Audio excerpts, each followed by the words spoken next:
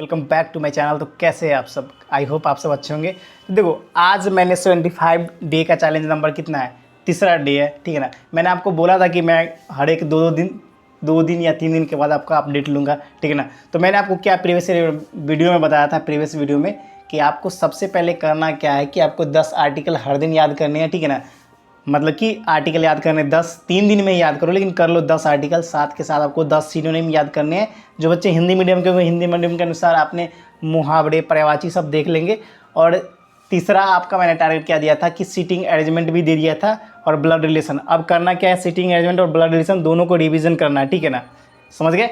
और चौथा मैंने आपको टारगेट दिया था मैथ्स का रेशियो एंड प्रोपोर्शनल और एवरेज दिया था। दोनों को कंपाइल एक साथ करके जबरदस्त तरीके से रिवीजन कर लो, ठीक है। ये आपका डे तीसरा चैलेंज है। और सबसे इंपॉर्टेंट बात करते हैं आज। देखो, अब फेस्टिवल का टाइम है यार। देखो, इस टाइम होता है कि बहुत सारे बच्चे स्टडी को कम टाइम दे पाते हैं। ये गलत बात है मेरे भाई। क्यों? क्योंकि अब एग्ज़ाम आपका बहुत ही जल्द होगा, ज़्यादा टाइम बचा नहीं है।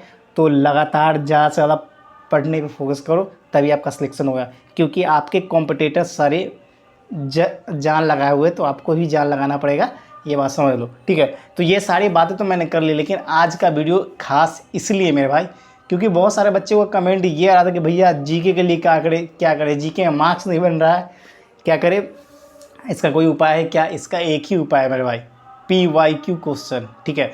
PYQ question. देखो, बहुत सारे भाई बोलते हैं सर, बहुत सारे जो रिपीटर बच्चे होंगे, मतलब 2-3 साल से तैयारी कर रहे हैं, वो सारे PYQ SSC GD के स्पेशली वो सारे चाट गए होंगे। लेकिन आपको अभी भी बहुत सारे चीज़ों को मेमोराइज करने की ज़रूरत है, वो आप इस बुक से कंप्लीट कर सकते हैं मेरे भाई। ये जो है ना, जनरल अवेयरनेस का बुक, ये देख रहे होगा जीके का।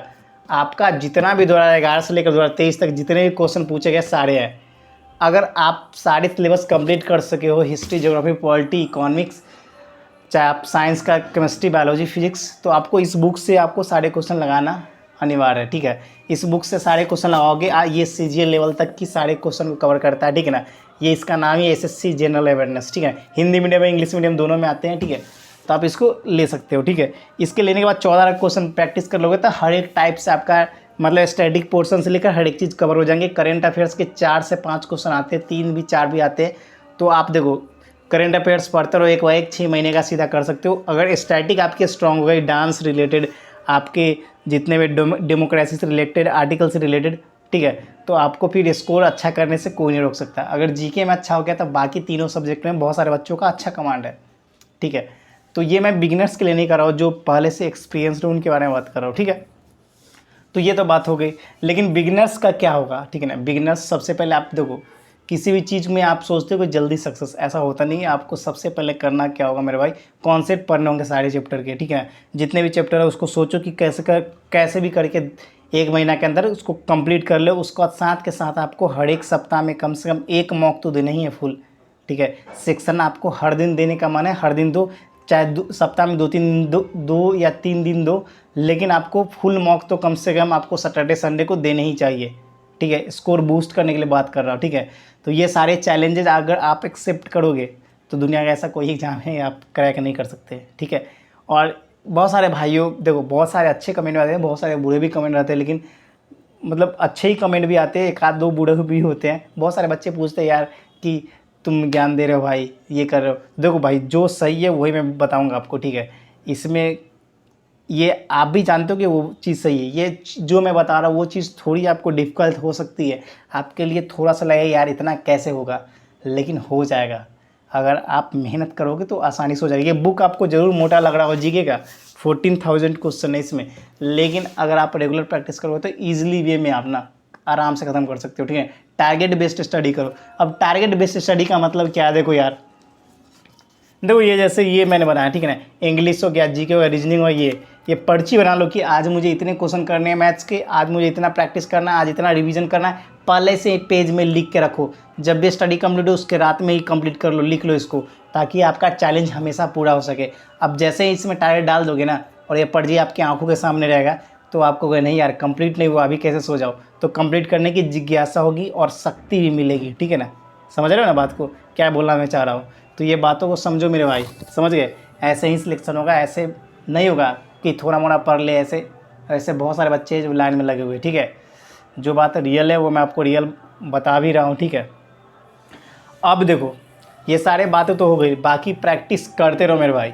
मैं मैक्सिमम उस चीज़ों को लेके चल रहा हूँ जो मैक्सिमम बच्चे फंसते हैं। मैंने सिटिंग अरेंजमेंट, ब्लड रिलेशन, ये सब क्यों पकड़े हैं? क्योंकि ये मुझे पता है कि मैक्सिमम 90% बच्चों का ये क्लियर नहीं होता। अगर आपने ये क्लियर कर दिया तो आप 10% में आ जाओगे, मतलब सिलेक्शन के नज़दीक आ जाओगे, समझ गए? अब रीजनिंग का यही फंडा है मेरे भाई। अगर जिस बच्चे का सिटिंग अरेंजमेंट, ब्लड रिलेशन अच्छा हो गया ना, वो समझो कि रीजनिंग में ना इतना तो कन्फर्म है ना, आपका 20 क्वेश्चन होते हैं ना, तो 20 क्वेश्चन होते हैं, तो हर एक क्वेश्चन कितने नंबर का होता है आपका? 160 नंबर का टोटल होता है, ठीक है ना। 80 क्वेश्चन होते हैं, मतलब कि एक क्वेश्चन 2 नंबर का, ठीक है। तो अगर ये दोनों कर लिया तो इतना मैं गारंटी करता हूँ ना कि आपके 36, 37, 38 नंबर तक आने के चांसेज है। एक आध को सिली मिस्टेक ना करो तो 40 भी आ जाएंगे, क्योंकि बहुत सारे बच्चे इसी में आप फंसते हैं। और दूसरा, आप सीरीज़ का प्रैक्टिस करो, ठीक है ना, सीरीज का प्रैक्टिस करो। और एक, ठीक है, सीरीज़ का प्रैक्टिस करो, और नॉन वर्बल पे ज़्यादा थोड़ा सा फोकस कर लेना, वो भी बताएंगे, टारगेट में आएगा। आज का टारगेट आपका यही है कि 10 सिनोनिम या एंटोनिम, 10 आर्टिकल याद करने हैं, रेशियो एंड प्रोपोर्शन, साथ में आपको मैंने एवरेज का बोला, दोनों को कंपाइल अच्छे तरीके से रिवीजन कर लेना है, ठीक है ना। ये 2 से 3 दिन के अंदर ज़बरदस्त तरीके से मैं आपको एग्जाम से पहले इतना चैप्टर कंप्लीट करवा दूंगा ना मेरे भाई, इतना कि एग्जाम को फोड़ दोगे, ठीक है ना। मोस्ट इंपॉर्टेंट जो भी चैप्टर से क्वेश्चन पूछे जाते हैं उसको एनालिसिस करके मैं आपको बता रहा हूँ, समझ गए?